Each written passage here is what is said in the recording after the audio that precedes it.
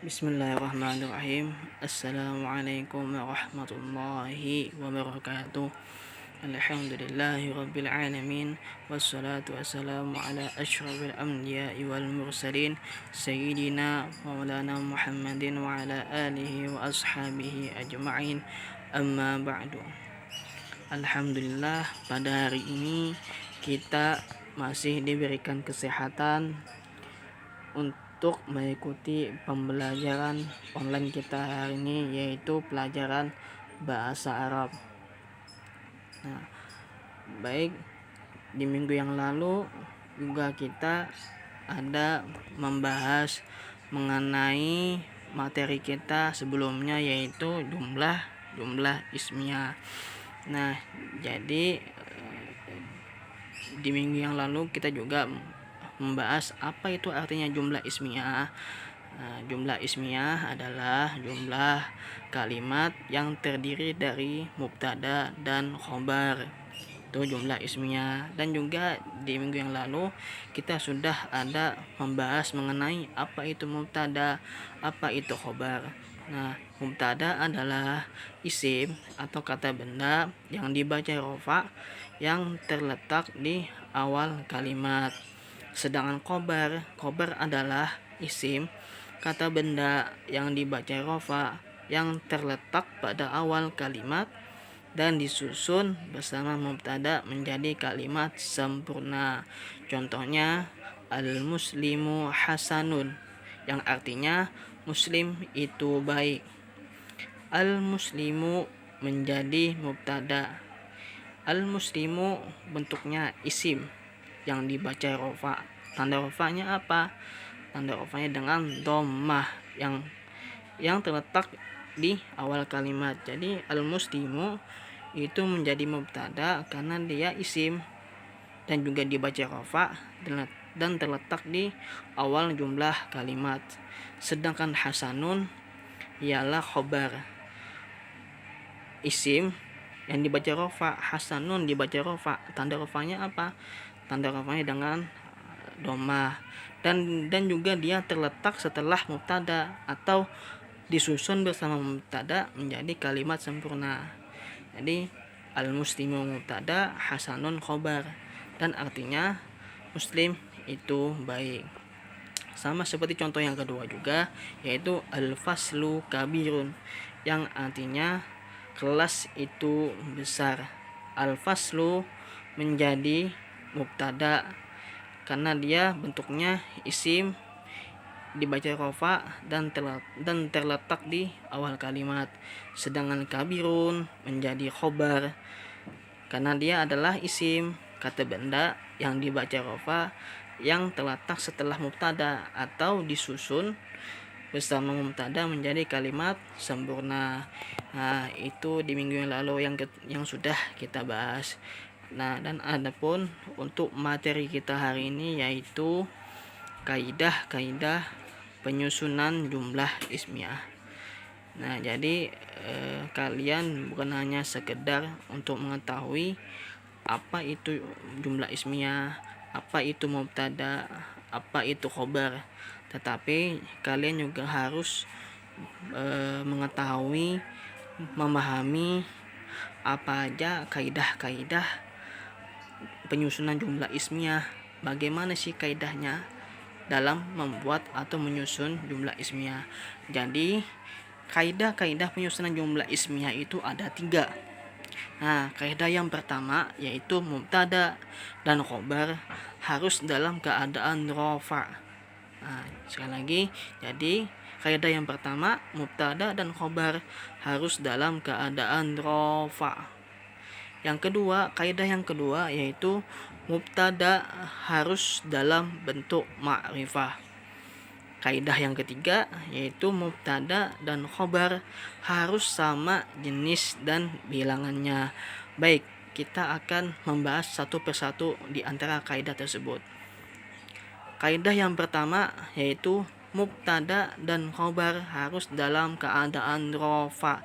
Nah, ini juga sudah dijelaskan di dalam pengertian tadi. Dalam pengertian mubtada, bahwasanya mubtada ialah isim yang dibaca rofa.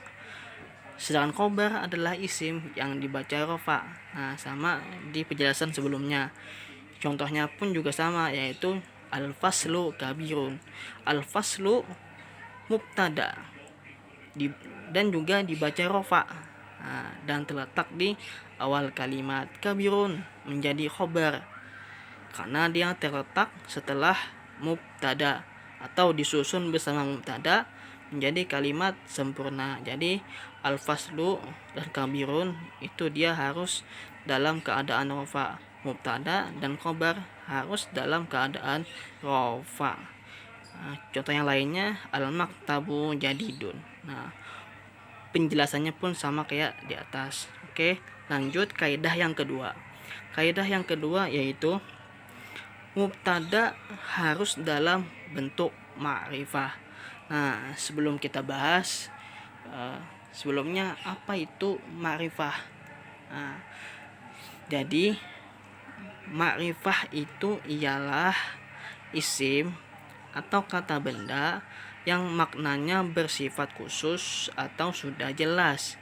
Nah, itu yang dinamakan ma'rifah. Contohnya al-maktabu jadidun, yang artinya meja itu baru. Nah, al-maktabu ia adalah mubtada yang bentuknya ma'rifah. Nah, dan juga dibaca rofa dan terletak di awal kalimat. Nah, itu ada poinnya. Setiap isim kata benda yang berada di awal kalimat maka kedudukannya menjadi mubtada dan harus ma'rifah dan diawali dengan alif lam. Nah, itu contohnya al-maktabu jadidun. Dia diawali alif lam, maka dia diawali alif lam dan menjadi mubtada dibaca rofa. Maka dia adalah ma'rifah. Jadi al-maktabu tadi adalah ma'rifah. Kenapa dia ma'rifah? Karena dia diawali alif lam. Nah, maka isim atau kata benda yang diawali alif lam yang terletak di awal kalimat dan dibaca rofa, maka dia kedudukannya menjadi mubtada. Nah, itu. Jadi dun menjadi khobar. Kenapa dia menjadi khobar? Karena dia terletak setelah mubtada dan dibaca rofa. Oke. Jadi itu arti dari ma'rifah. Nah, jadi ma'rifah adalah isim kata benda yang maknanya bersifat khusus atau sudah jelas. Jadi meja itu baru. Jadi seakan-akan maknanya itu sudah tahu bahwasanya meja yang mana yang baru. Ya, meja itu, al-maktabu, meja itu. Jadi dun yang baru. Nah, itu. Adapun khobar pada umumnya dia bersifat khusus, bersifat nakiroh maksudnya. Adapun khobar pada umumnya dia bersifat nakiroh. Nakiroh itu apa? Nah, nakiroh itu maknanya dia hampir sama kayak makna ma'rifah. Nah, yang hanya membedakan dialah kalau ma'rifah tadi dia maknanya bersifat khusus atau sudah jelas. Sedangkan nakiroh dia maknanya bersifat umum atau belum jelas. Contohnya tadi kalimat ma'rifahnya al-maktabu jadidun. Nah, kalau dia dalam bentuk nakirohnya ialah maktabun jadidun. Maktabun jadidun yang artinya meja baru. Nah, jadi meja baru yang mana meja baru? Nah, kita nggak tahu meja yang mana yang baru, meja itu atau yang lainnya. Nah, itu karena maknanya masih belum jelas. Sedangkan ma'rifah dialah al-maktabu jadidun, meja itu baru. Nah, berarti meja itulah yang baru. Nah, itu sampai sini dapat dipahami. Jika di kaidah yang kedua ini ada yang masih belum paham atau masih belum bisa dimengerti, bisa tanyakan lewat WA atau atau grup nggak bisa, WA pribadi. Oke, jadi itu. Jadi kalimat nakirahnya tadi apa? Maktabun jadidun. Nah, gimana caranya kita bikin yang asalnya kalimat nakirah menjadi makrifah? Nah, gini. Tadi yang kalimat nakirahnya maktabun jadidun. Gimana kita merubah ke kalimat makrifah? Nah, jadi tinggal tambahkan alif lam. Nah, tinggal tambahkan alif lam, tanwinnya dihilangkan menjadi domah biasa.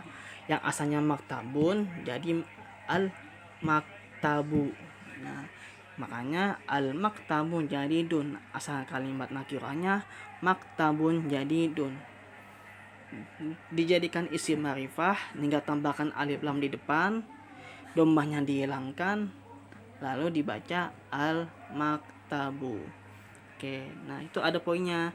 Setiap isim kata benda yang berada di awal kalimat, maka kedudukannya menjadi mubtada dan harus ma'rifah dan diawali dengan alif lam. Nah, selanjutnya yaitu kaidah yang ketiga, ialah mubtada dan khobar harus sama jenis dan bilangannya. Jadi dalam jumlah ismiyah itu mubtada dan khobar dia harus sama jenisnya. Nah, adapun untuk jenisnya dia terbagi menjadi dua, ada muzakkar dan muannas. Nah, berarti jika dalam membuat atau menyusun jumlah ismiyah, maka dia mubtada dan khobarnya dia harus sama-sama muzakkar, harus sama-sama muannas. Nah, untuk bilangannya terbagi menjadi tiga, yaitu mufrad, musanna, dan jamak. Oke, kita akan bahas mengenai jenisnya terlebih dahulu. Pengertian muzakkar dan muannas. Muzakkar adalah kalimat yang bersifat laki-laki atau tidak memiliki tanda muannas. Tanda muannasnya apa? Yaitu huruf ta.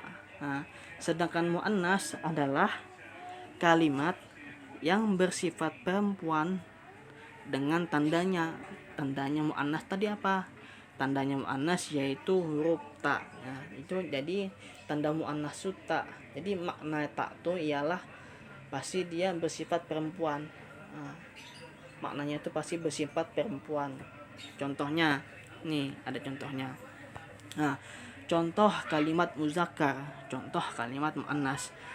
Oke, kita akan membahas mengenai contoh kalimat muzakkar. Al waladu wasimun.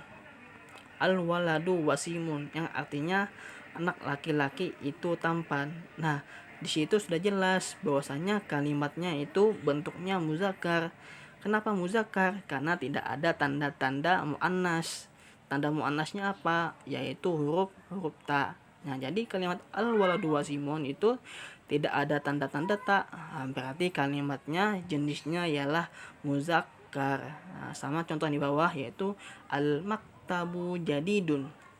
Al maktabu jadidun yang artinya meja itu baru. Nah, itu kalimat muzakkar. Kenapa? Karena tidak ada tanda-tanda muannas. Tanda muannas tadi apa? Tanda muannasnya yaitu huruf ta.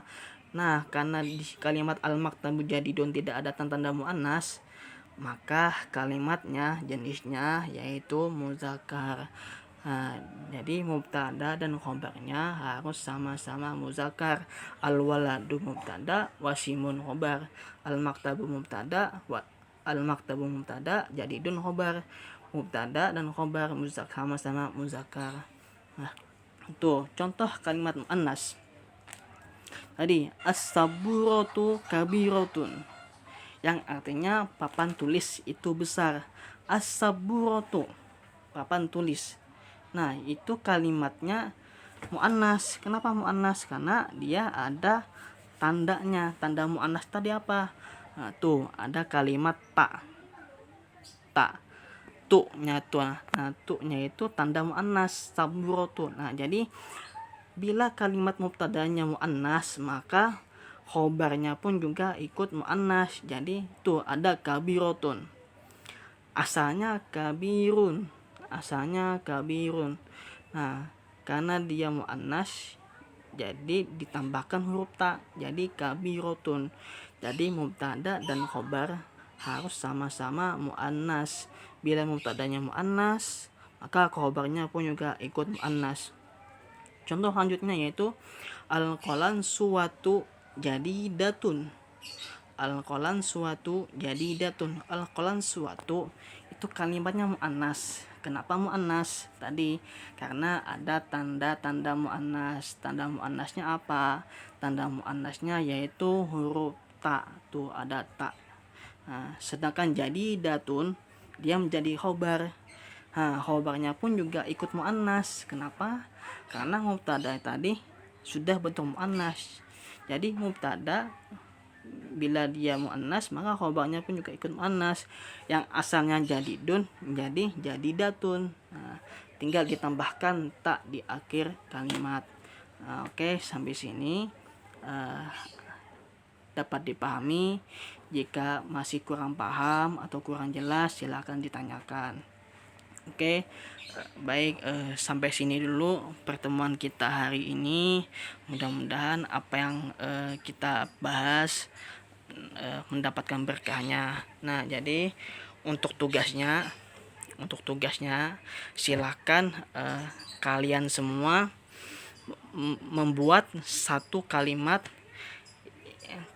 mubtada dan khobar yang jenisnya muzakkar, dan satu contoh kalimat mubtada dan khobar yang jenisnya muannas.